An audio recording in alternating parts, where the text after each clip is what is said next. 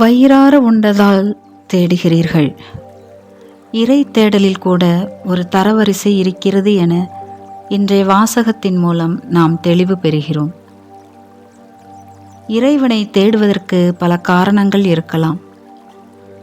அவை நேர்மையானவையாக, தரமானதாக இருக்க வேண்டும் என்பது இறைவாக்கின் எதிர்பார்ப்பு. இயேசு 5000 பேருக்கு உணவு அளித்த நாளுக்கு மறுநாளும் திரளான மக்கள் அவரை தேடி வந்தார்கள். எனவே இயேசு அவர்களது தேடலின் நோக்கத்தை கேள்விக்குட்படுத்துகிறார். அப்பங்களை வயிறார உண்டதால் தான் என்னை தேடுகிறீர்கள் என நான் உறுதியாக உங்களுக்கு சொல்கிறேன். அழிந்து போகும் உணவுக்காக உழைக்க வேண்டாம், நிலை வாழ்வு தரும் அழியாத உணவுக்காகவே உழையுங்கள். அவ்வுணவை மானிட மகன் உங்களுக்கு கொடுப்பார் என்கிறார் இயேசு. உணவினை உண்ட மக்கள் மறுநாளும் இயேசுவுக்காக காத்திருக்கின்றனர். அது மட்டுமன்றி இயேசுவை தேடி படகுகளில் ஏறி கப்பர்நகூமுக்கு வருகின்றனர். ஆனால் இயேசு இதனை விரும்பவில்லை, கண்டிக்கிறார். காரணம், மக்கள் இயேசுவை தேடியது அவருக்காக அன்று, தங்களது வயிறுகளை நிரப்புவதற்காகவே. தங்கள் வயிற்றுக்காக உணவை தேடி அலைகிற மக்கள் கூட்டத்தை பார்த்து இயேசு பரிதாபப்படுகிறார். அவர்கள் பசியால் இருக்கிறார்கள் என்பதற்காக அல்ல, மாறாக தன்னுடைய புதுமையின் பொருளை அறிந்து கொள்ளாமல் வெறுமனே பசியாற்றுவதற்காக தன்னை தேடி வருகிறார்களே என்ற வேதனை.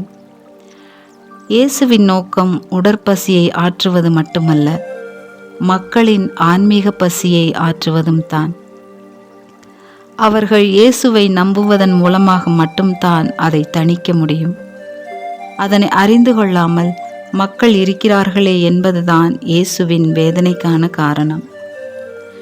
இன்றும் நற்செய்தி கூட்டங்களுக்கும் திருவிழாக்களுக்கும் திரளான மக்கள் கூடுவது அற்புதங்கள் நிகழ வேண்டும் என்பதற்காகத்தான். இத்தகைய தேடல்களை இறைவன் விரும்பவில்லை. இறை திருவுளப்படி வாழ்வதற்கான வழிகளை வேண்டி இறைவனை தேடுவதையே அவர் விரும்புகிறார்.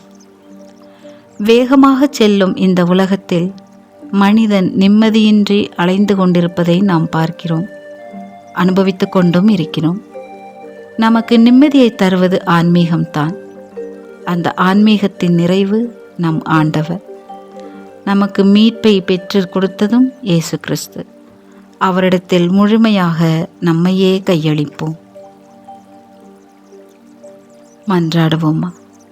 அன்பின் தெய்வமே இறைவா, எங்களது வழிபாடும் வாழ்வும் உமக்கு உகந்ததாக அமையச் செய்தருளும். நாங்கள் அறிங்குறிகளையும் அற்புதங்களையும் விரும்பி உம்மை தேடாமல் நிறைவாழ்வின் வழியை தேட அருள் தாரும். ஆமென்.